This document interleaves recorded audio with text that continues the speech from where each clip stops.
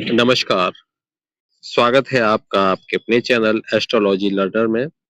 आओ ज्योतिष सीखे की श्रृंखला में हम आपके बीच में लेकर उपस्थित हैं एक बहुत ही महत्वपूर्ण विषय।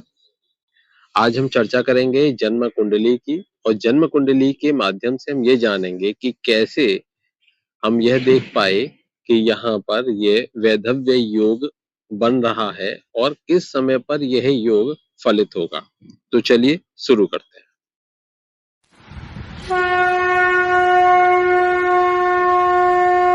1994 3:15 बुलंदशहर का ही समय है।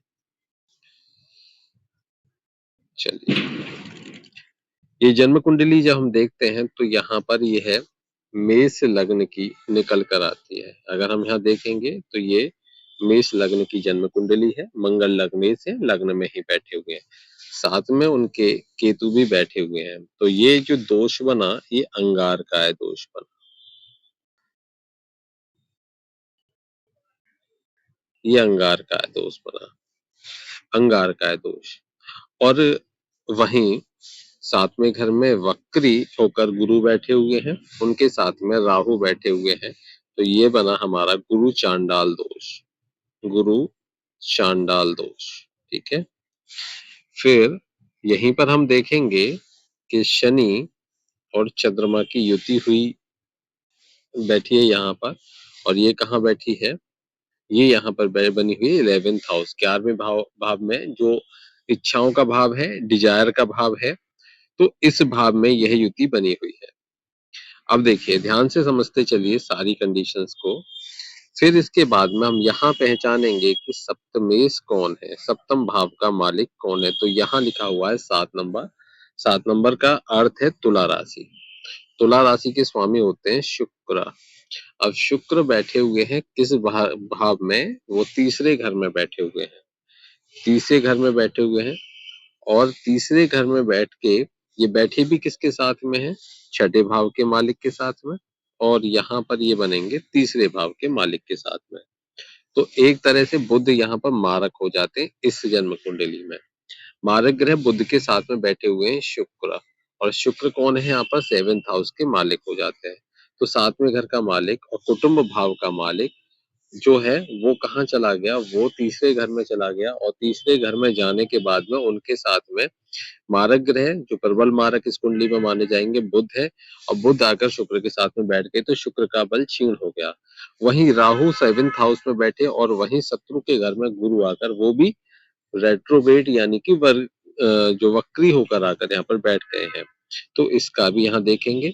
वहीं सुख भाव का मालिक होता है चंद्रमा, और चंद्रमा भी वर्गोत्तम ही है। और वहीं शनि यहाँ पर बैठे हुए, शनि के साथ है।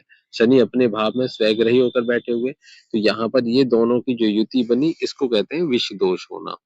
जब भी जन्म कुंडली में विष दोष का निर्माण होता है, तो अगर स्त्री की कुंडली में विष दोष बन रहा है तो उस समय उनकी दशा, अंतरदशा जब भी शनि की आएगी, ऐसी समस्याएं बनेंगी कि वहां पर वो वैधव्य योग की कंडीशन वहां पर प्रबल होनी शुरू हो जाएगी।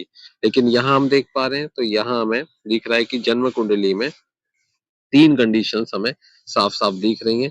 जिसमें एक सूत्र मैं आपको बताता हूं कि सातवें घर में बैठे ग्रह कौन बैठे हैं? तो राहु बैठे हुए हैं 7वें घर में। ठीक है, गुरु बैठे हुए हैं शत्रु के घर में। तो 7वां घर यहाँ क्या हो जाता है? यहाँ पर ये वीक हो जाता है, कमजोर हो जाता है 7वां घर। 7वें घर को हम नेगेटिव में लेकर चलेंगे। लग्नेश की दृष्टि है, लेकिन लग्नेश की अब यहाँ पर राहु और ये लग्नेश की दृष्टि हो जाती है, जो कि मंगल है। लेकिन यहाँ पर अब देखिए 7वां घर यहाँ से पीड़ित हो गया। अब दूसरी कंडीशन देखिए, सप्तमेश को देखिए जरा। तो सप्तमेश होते हैं शुक्र। शुक्र के ऊपर अगर हम देखें तो शुक्र के ऊपर यहाँ पर 8 9 10 7 8 9 ये राहु की दृष्टि जाती है, नवम दृष्टि। तो ये शुक्र को भी पीड़ित करते हैं, शुक्र को भी देखते हैं। तो ये शुक्र को पीड़ित करते हैं, इसलिए यहाँ पर ऊपर से शुक्र अब क्या हो चुके हैं? बुध के साथ है। अब ये शुक्र पीड़ित हो चुके हैं, क्योंकि ये जो कुंडली का जो मुख्य रूल है, जो मेन रूल है, उनके बेस पर कहीं ना कहीं यहाँ ये समस्या हमें दिख रही है। अब स्पष्ट रूप से देखें तो विष दोष बना हुआ, तो यानी कि चौथे भाव माता का भाव और सुख भाव के स्वामी कहाँ बैठ गए, अपने भाव से अष्टम होकर बैठ गए। एक तो ऊपर से वहां शनि के साथ में आकर बैठ गए, तो शनि के साथ में आकर बैठकर चंद्रमा क्या हो गया, मन कैसा हो गया, मन अशांत हो गया। ऊपर से यहाँ क्या है कि यहाँ राहु की दृष्टि भी चंद्रमा के ऊपर जाती है, गुरु की दृष्टि भी चंद्रमा के ऊपर जाती है।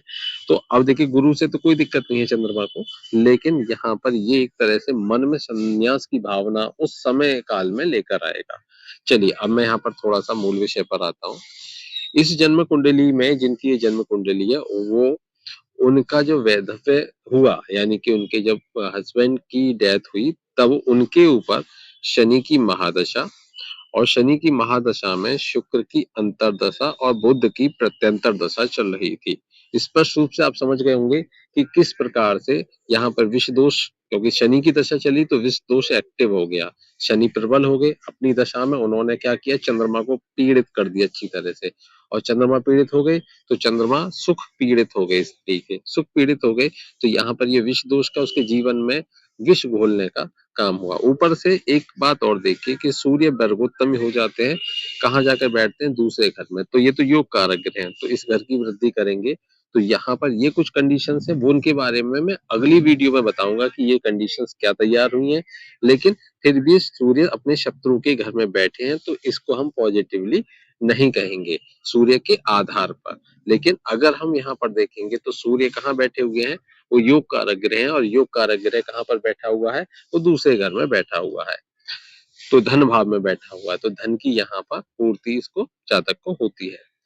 चलिए जातिका को यहाँ पर केवल और केवल हमने लग्न कुंडली का विश्लेषण किया, और लग्न कुंडली के विश्लेषण के आधार पर हम यहाँ तक पहुंचे कि किस तरीके से हम देखें कि वैधव्यता के दोष कब बनेंगे और कैसे वो दिखेंगे। तो चलिए बहुत बहुत धन्यवाद। आप चैनल को ज्यादा से ज्यादा लाइक करें।